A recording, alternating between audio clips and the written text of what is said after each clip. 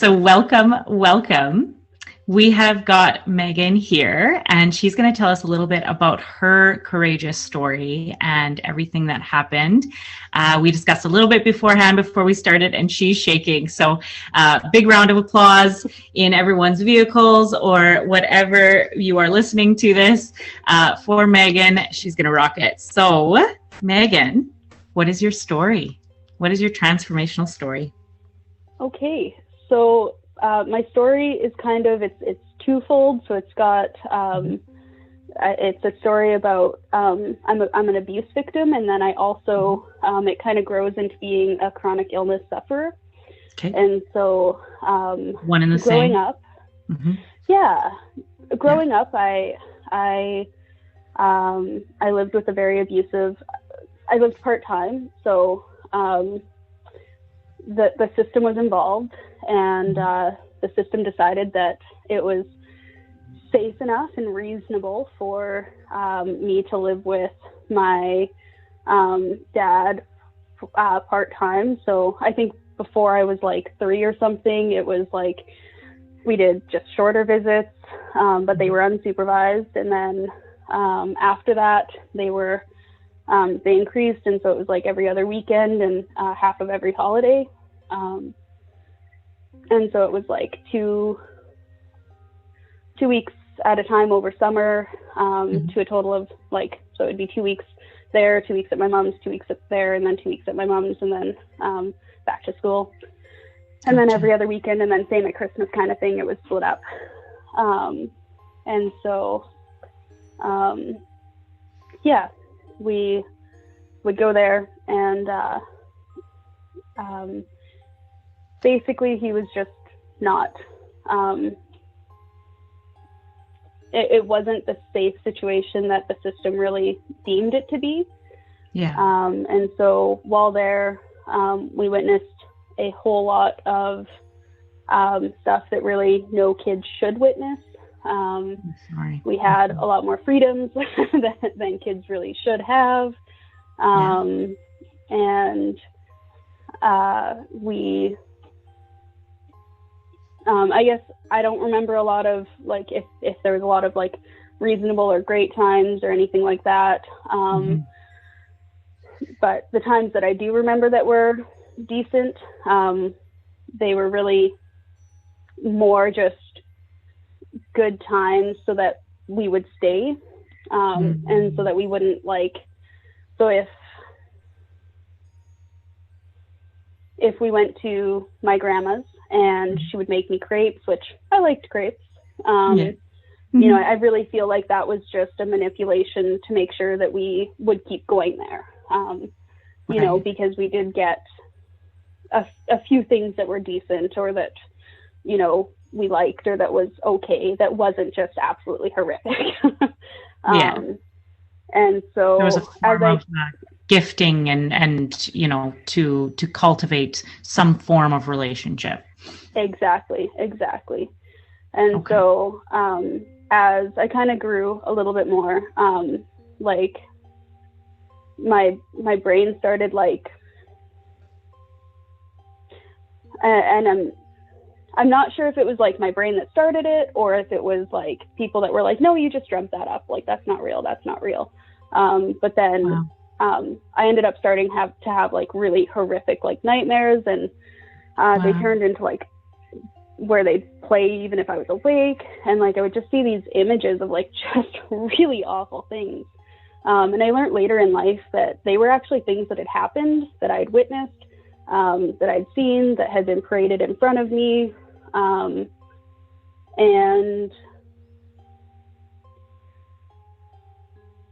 like, they were very much real, but I was so convinced that they weren't real, and that there was just no way that that could possibly be real.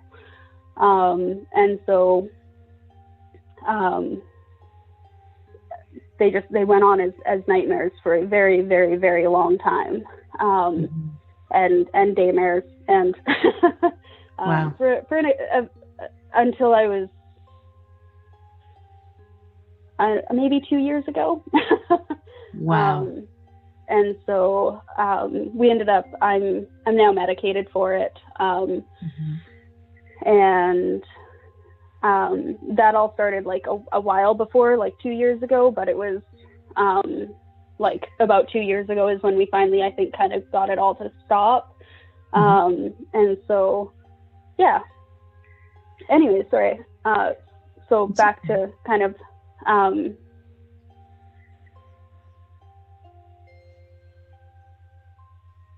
deep so breath. when I was, You're doing great. yeah, thank you. Yeah. So yeah, the good things that were extended were, to me, just to keep us going there. Yeah.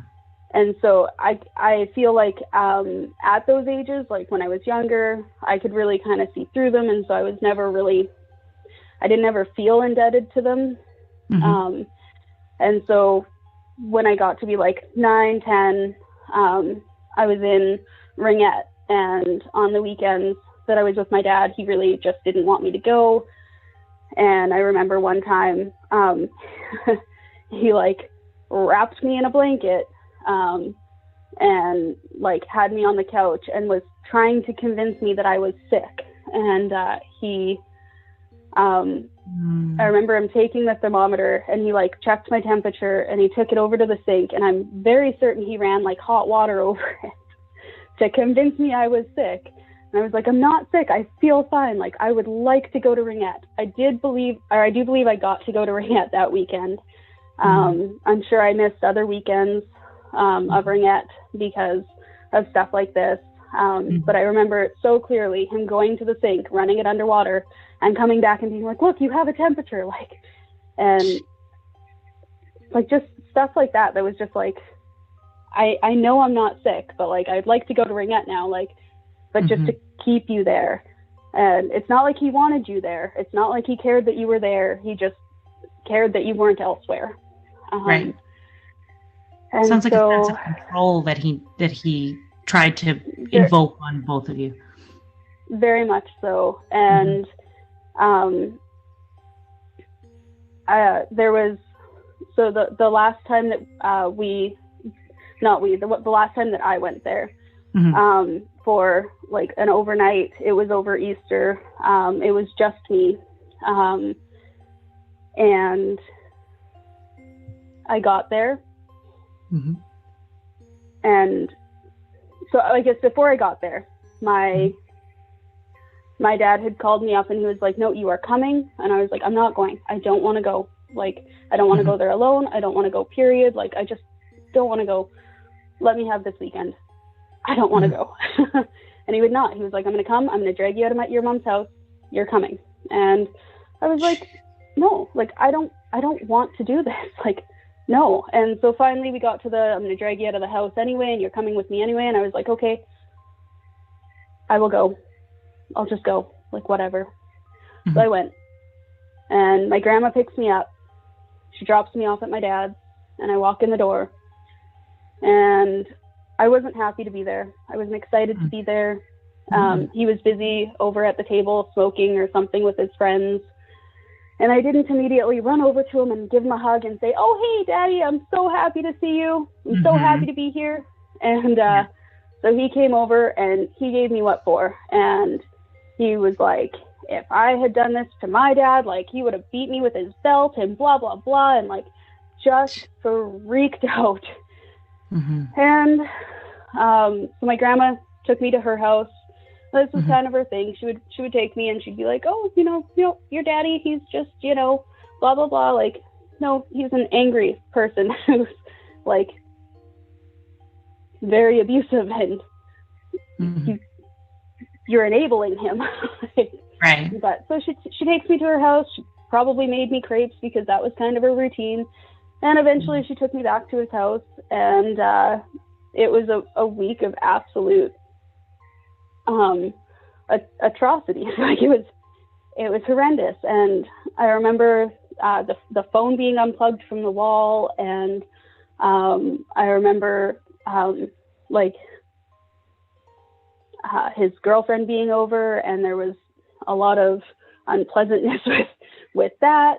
And I remember at one point when the phone was plugged in, I did manage to get a call out to my mom. And I was like, hey, Mom, like, because my brother, he was on a trip, and he was arriving home on a certain day at a certain time. And my dad was like, I am going to pick him up. I'm going to go there and I'm going to pick him up, and nobody's going to be able to say anything. And I'm just going there and I'm just picking him up. And like, my brother didn't want to go with him. And so I managed to get a call out to my mom, and I was like, you know, like my dad was either passed out drunk or out on a liquor run. I don't really know. Drug run. I don't know. I don't care. But I managed to get a call out, and I was like, Mom, like, I don't know. He's going to show up there. I don't know what's going to happen. It's not good. I just need you to know this. And so my mom, I didn't know this at the time, but she'd actually already gotten a cell phone because she had a feeling that something bad was going to happen. And so she was already kind of gearing up for it. And so sure enough, the day comes. He loads me up. He says, no, he doesn't want to come with us. And so he walks away from the vehicle, and my dad's having a civil-ish, not civil, I shouldn't say civil. Civil's not the word to use, but having a conversation-ish with him. Mostly demanding that he come with us, but they were far enough away from the vehicle that I got out of the vehicle, and I went over and I was like, I don't want to be here either. Like, I don't want to go with you either. And so in that moment, my dad grabbed me. He was like, I told you to stay in the car.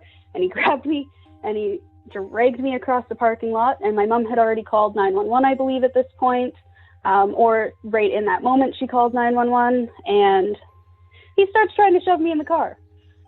And so thankfully, my mom had wedged herself between the car and me, so my dad couldn't shove me in the car. And very quickly, the police showed up.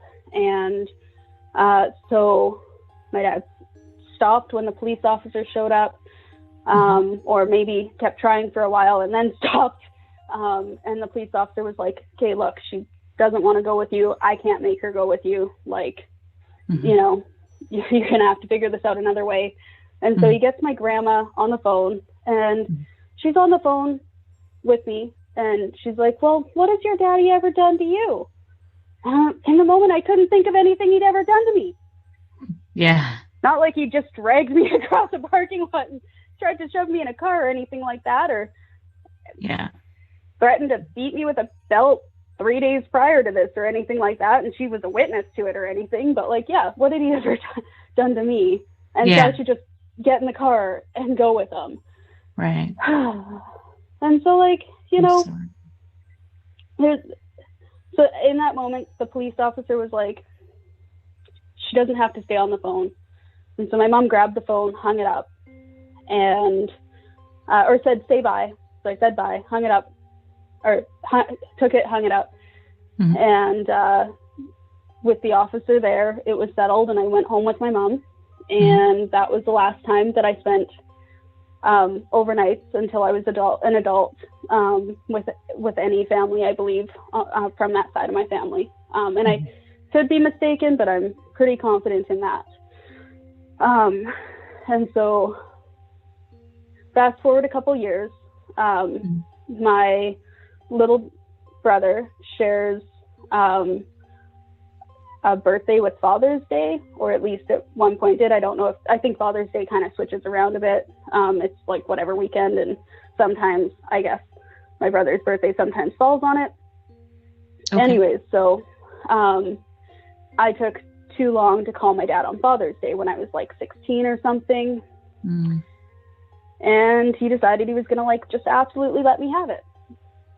And I was like, I was at a soccer tournament. I was celebrating my brother's birthday. Like, I called you at like 9 that night, and you're losing your mind on me. Like, no. So I hung up the phone, and I didn't talk to him for about a year and a half. And then he almost drove off the road because of a vehicle. some part on his truck had broke, I think a tie rod end or something, and he almost drove off the road in the mountains, and he could have died. Mm. And like, so my older brother came to me and convinced me to talk to him again, because he could have died, and what if he died and I never talked to him again? What were you thinking? I'd be okay with that. Fair. Yeah. But with that being said, I was 17, and and you know, this is how narcissistic abusers wiggle their way back in. Yeah. And I was 17, so I ended up a little while later, I think I called him up, or I texted him, probably called him up. I don't know how big texting was at the time. It was probably a bit of a thing, but and I think we met for like dinner or something, and that's kind of how he ended up back in my life. And so we ended up, I guess he was no longer so estranged, I guess.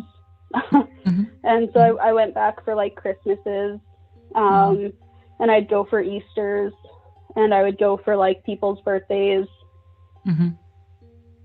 And that was most of what I would kind of be there for. I did end up at one point for about 3 months, I lived with my grandma.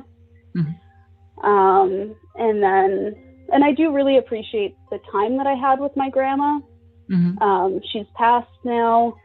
I do understand that she was very much enabling.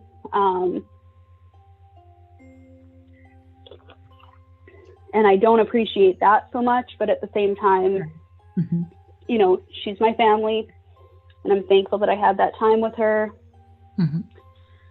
And do I wish she'd made better decisions? Yes. Of course. Do I fault her for not making better decisions? Somewhat, yeah. She was the adult in that situation. She could have made better decisions, but yeah, she chose not to for whatever reason. And fast forward another few years, I was sitting with my dad in a garage, in my grandma's garage, and for the first time in my entire life, he decided to tell me that I'm probably not even his kid. And I was like, oh my gosh. Yeah. So I'm like 20. This is right after I'd met Sean. So I want to say I was about 26. And he tries to throw that at me. And like, let me tell you, if there was another option, I'm quite certain my mom would have selected that option. I don't think she would have put us through all of this, just because she felt like it. So I'm quite confident there is not another option out there. Yeah. But with that being said, he tried to say that, and I was like, no, I'm not here for this. I'm not here to listen to this. I'm going home. We'll see you later. And so I left. And as I was leaving, he like freaked out. He was standing in front of my truck. He would run to the door, try to get it open. He'd go to the front of the truck. He'd go to the side, and he'd try to get the door open. He'd stand in front of the truck the second I try to move, and he'd go to the side. And like, I have seen him drag people out of vehicles before, many a times. It doesn't end well for that person. So the second, I don't know how he managed to do it, but the door ended up opening, and I flew out of there. So he ended up shouting, and so I called my aunt, and because I didn't call my grandma, because every time I call my grandma, she's like, well, what has your dad ever done to you? And I'm quite confident if I'd gone back I'm quite confident if I'd gone back that night, I was probably going to end up buried in a backfield or something. Like, I'm not doing that. So, so I called my aunt called my grandma, and my grandma, I don't know, went and dealt with them. And then, yeah, so that was that. And that was kind of the last moment where I was like, mm-hmm. I'm not doing this forever. Like, yeah. So I started only going out there with my husband, mm-hmm. and we started kind of putting safeties in place. Mm-hmm. Shortly after this, I started seeing a therapist, and she's been really wonderful. Mm-hmm. And as things have kind of evolved over the last few years here, so I'm now 30, and as things have kind of evolved over the last few years here, there have just been a few incidents, where instances, there we go. That'll be the word I use. There you go. I like it. Where I just, they were a bit too much to ignore, and the going there for holidays and the occasional birthday and stuff like that just really ended up not being a reasonable, positive thing. When I was 28, I ended up falling extremely ill with adult onset Still's disease. We didn't know what it was. We weren't sure if I was going to make it through or not. And so when I kind of made it through that, it was like, okay, like I need to reevaluate some things here.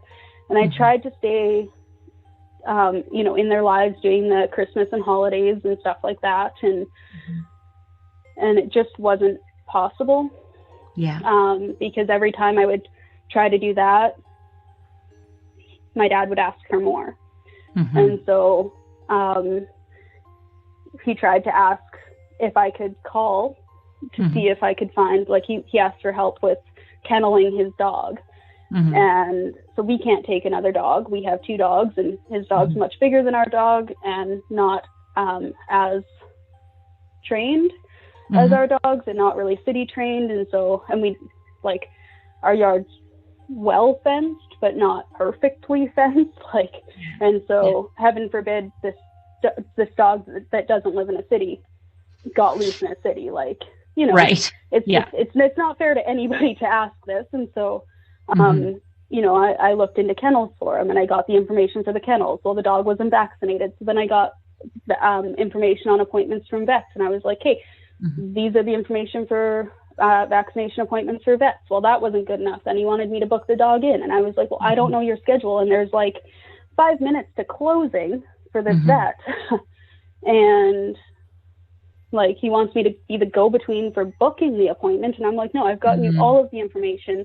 I am feeding it to you on a silver platter. Book the appointment. Yeah. Just book it,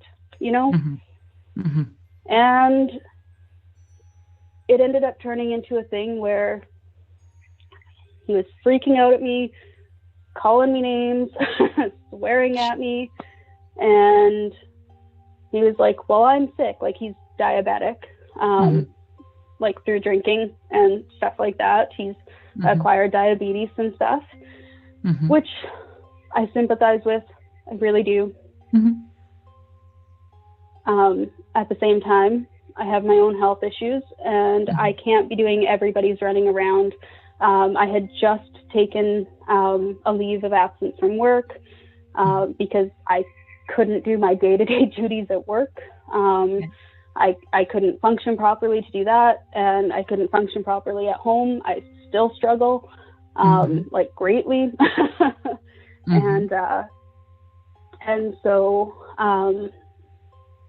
I told him no, and that was just this huge thing. And Sean ended up having to, like, read through some, like, this is what we do. So my husband reads the messages, and then if there's something I need to take care of, he'll give me the phone.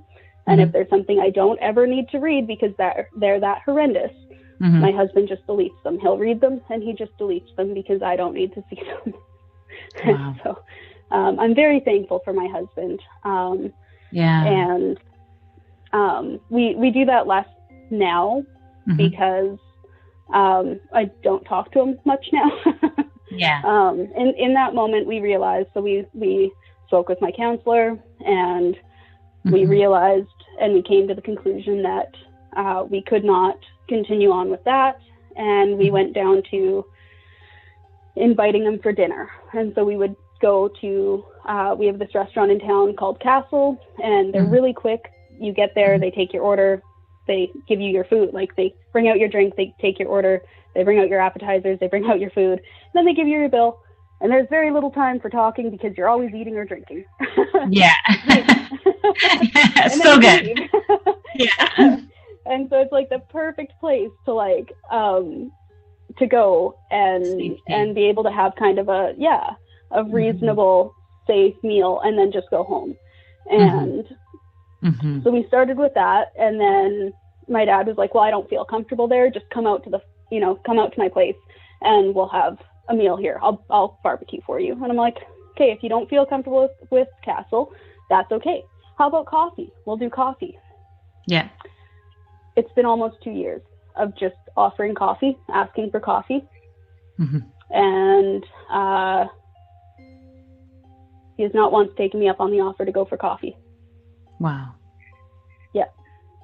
Yeah. Wow. He still messages me not great things when he feels like it. This year on either his birthday or Father's Day, I got a message saying, check yourself. I don't need you anyway, or something. Before that, there's been other messages that are fairly in line with that. So, I mean, they're still better than they used to be. That's not one that my husband would have to look at and delete before I could see it. Yeah. Or without me seeing it. There's,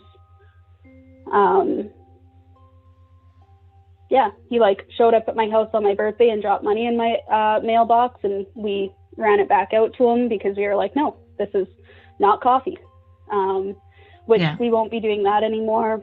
We have future plans for that. That money will not be going to back to him. It won't be going to me either. We will be donating it in his name. And so, and then he can get the tax receipt. That works great for him. And it has nothing to do with me. Because I'm just, all I want is coffee. All I'm available for is coffee. Nice. I'm willing to be your daughter still. I'm willing to be here. I'm not cutting off contact entirely. Before my wedding, I tried to invite him for coffee on a few different occasions, and he never once took me up on it. And so we didn't have a chance to talk to him about anything before the wedding. And so he didn't get to come to my wedding. And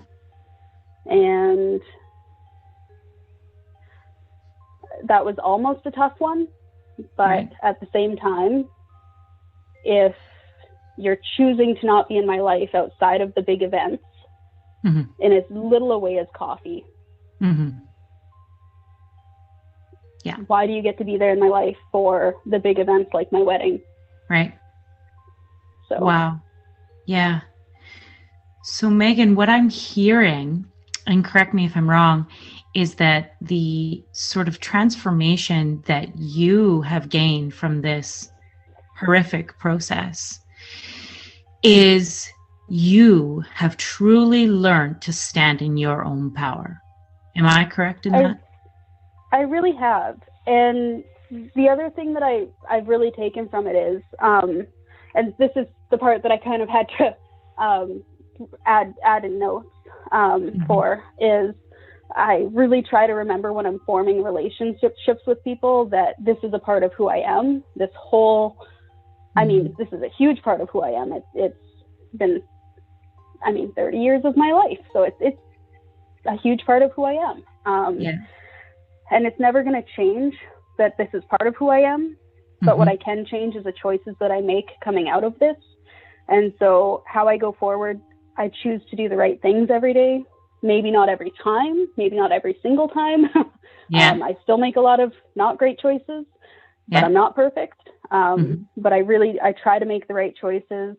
I try to make the choices I need to be the right wife for my husband, the right sister to my brothers, the right friend to my friends, and the right daughter to not only my mom, but the right daughter to my dad, because he doesn't need a daughter that's a punching bag. That's not going to serve any purpose for him. other than to serve his narcissistic personality. You know, but I can be a daughter that can be there for coffee when he's ready, and if he's ever ready, you know. Powerful. And then I wake up every single day. I try to make some good decisions throughout the day, and then I take my medications faithfully before I go to bed. And if I'm lucky, I get to wake up the next day and I start it all over again, because there's been times where the next day wasn't guaranteed. Wow. And it sounds mundane, but I'm thankful for every minute of it. Wow. That's beautiful. That is just, that is just so beautiful. And, you know, over and over again, you know, when these bad things happen to us, we have an opportunity, like we spoke about, to be better or to be bitter. And you are such a strong woman. Like you can hear it in your voice and the way that you speak, you know, that you have firm boundaries and that you have learned to be very self-preserving, you know, and now you have the strength to share it with other people so that they could potentially, you know, see themselves in what you're saying. So, you know, I truly, I don't know if you see it as clearly as I do, but your transformation is unbelievable, for you to come out of something, the person that you've come out of. Yeah. I really appreciate you saying that. And I appreciate that it is visible. I guess I have one more thing I do feel like I need to say, and that's if you're an adult in this situation, if you're not the abuser in this situation, if you're the sibling of the abuser, if you're the mother of the abuser, if you're the neighbor of the abuser, if you're the people that go to church down the street from the abuser, if you see something, it's okay to say something. It's okay to call the people who can do something. It could have saved me years and years and years of going through this. And it can save many other kids years and years and years of going through this. Like in our situation, there was a safe home, you know?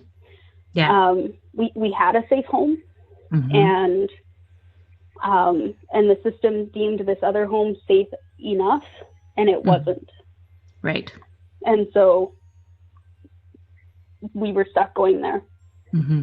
Yeah. Maybe as a 30-year-old, I wouldn't have to be so regimented in taking my medications every day. Maybe I wouldn't have to be so regimented in making the decisions to be the right wife for my husband and the right friend to my friends and the right sibling to my siblings every day. Right. Had somebody made that call. Absolutely. And who could they call going forward if someone were to witness this? So you can call Child Protective Services. And I don't know if anybody outside of Canada will end up listening to this ever. I don't know who that is within your area. You can call for our area. It's like the RCMP. You can call Child Protective Services. You can call, I don't even know. I can get a list so that it can be like listed on the podcast. I can link it in the show notes and everything for sure. Yeah, we can kind of compile a little bit of a list of some resources for people listening, ways that they can help.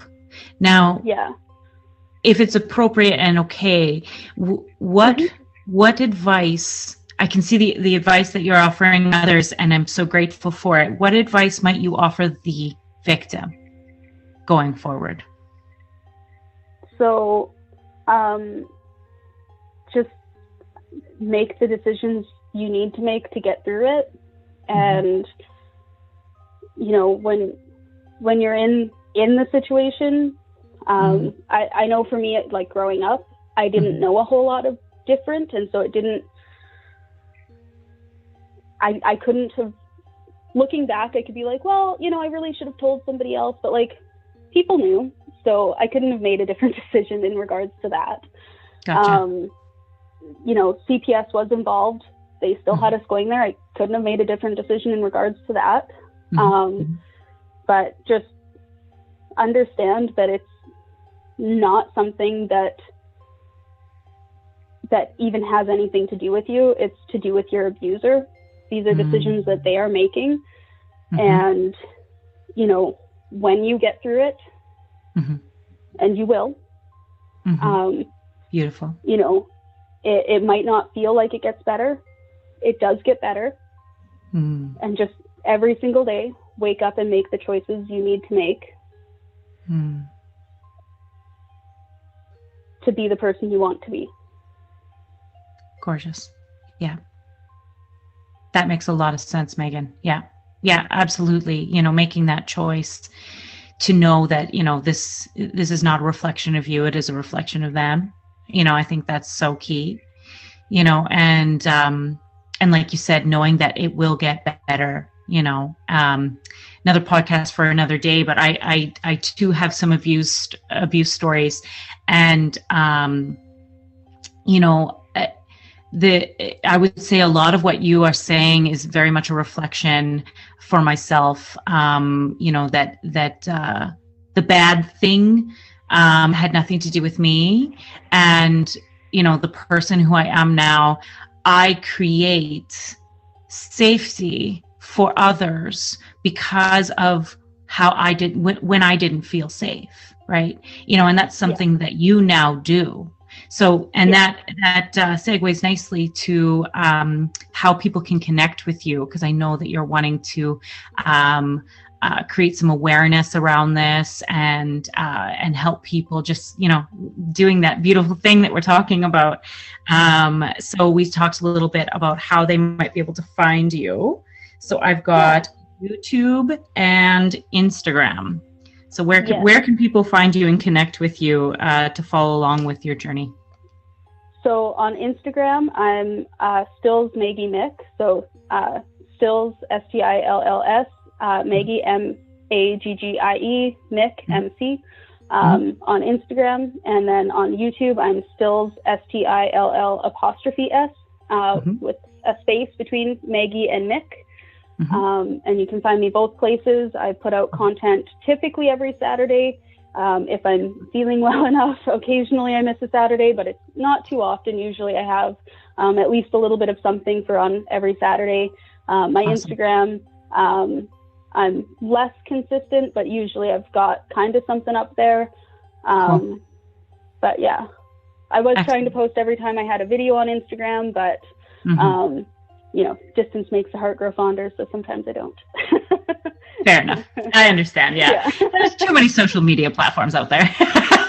But you choose the one that speaks to your heart, and you go with that. Yeah. So once again, just, you know, thank you so much for sharing such a courageous and vulnerable story. There are people that are listening to this who are saying, you know, oh my God, you know, and having those ahas, and it is because of your strength, you know, and it isn't talked about. This is not talked about, you know, and so to have your strength and then to further that by being a light for people, you know, I've said it before and I'll say it again, your bravery is unprecedented. Yeah. Well, and if you're in these situations and you're listening, it's okay to leave. It's okay to leave. And it's not you.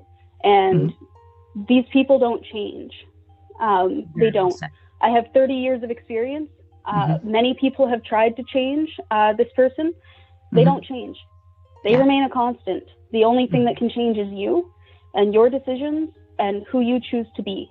And it's not who you choose to be to this person. This person remains a constant. And they'll never see you differently than they see you right now. That'll never change. Right. Very well said. Okay. Yeah. So I'm going to... It's okay to leave. Yes, of course. And very well said. I completely agree. It is okay to leave if you are not in a space that feels safe. Like you said, their context of the world is never going to change, you know, so your context is the only thing that can. Yeah. So I agree with you 100%. I will end this portion of the call and then we can chat a little bit afterwards. But again, thank you so much, Megan, for being a part of this and thank you for having me. helping so many people. Okay. All right.